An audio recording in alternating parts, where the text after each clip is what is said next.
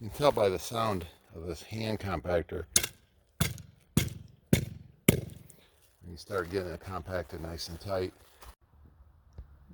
Using this little hand compactor because I don't have a gas powered one, and I don't know whether the gas powered one would float properly on these stones and compact. I'm not sure, but at any rate, this is what I have right now, and I'm kind of in a press for time, so I'm just doing this, compacting these stones by hand, just to make sure that I don't end up with any cavities under the cement after the concrete's poured.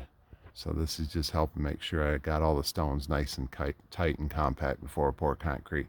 So everything on this side has not been done. Everything on the other side of that board has been done all the way through there. So I've got this part to do all right in here. Just an extra step to make sure it's really nice and tight and done the best I can do it.